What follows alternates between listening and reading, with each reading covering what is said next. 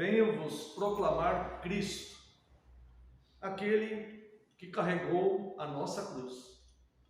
Tudo era dele, o mundo era dele, as pessoas eram dele, a palavra era dele, o reino era dele.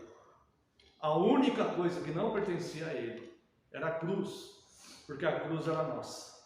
Mas ele carregou a cruz, ele foi morto nessa cruz, cravado nessa cruz, onde ele levou consigo todo o nosso pecado, que foi fulminado por Deus naquela cruz, aonde foi pregada toda a maldição que estaria sobre nós.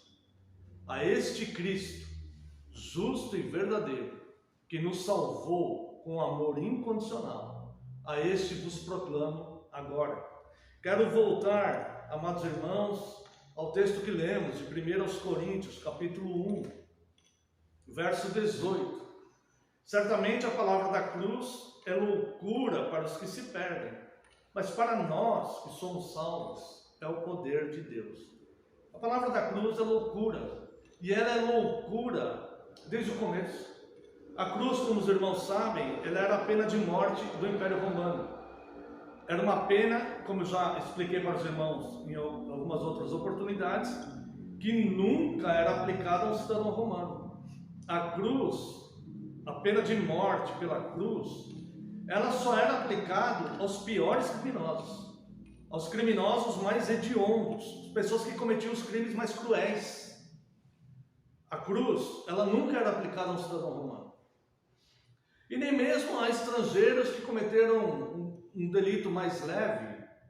A cruz só era aplicada para criminosos de alta periculosidade, cruéis e que cometiam, de fato, crimes hediondos.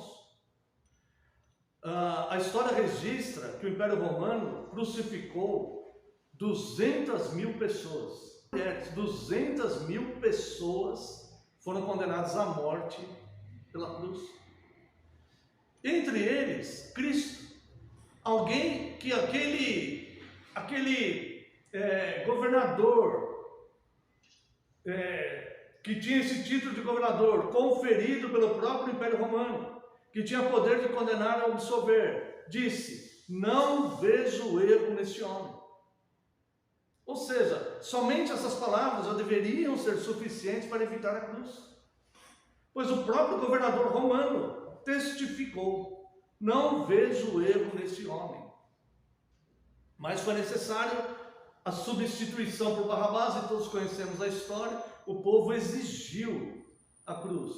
E Cristo, então, cumprindo a profecia, mesmo sem ter cometido um único pecado sequer, foi condenado a uma morte que só as pessoas que cometiam os piores delitos, os piores crimes, eram submetidas. E então, ali começa a loucura da pregação.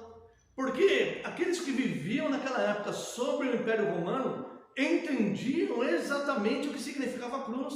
Eles entendiam muito mais o que significava a cruz do que nós entendemos hoje no século XXI, numa outra cultura, influenciados por outros pensamentos.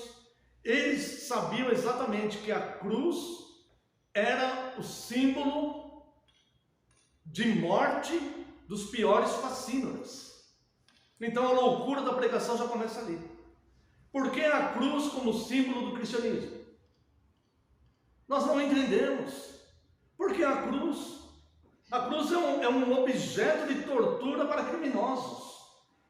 Se um homem veio e pregou o bem, pregou o amor, pregou a liberdade, pregou o conhecimento, pregou a misericórdia entre os homens, veio pregar o reino de Deus, por que a cruz?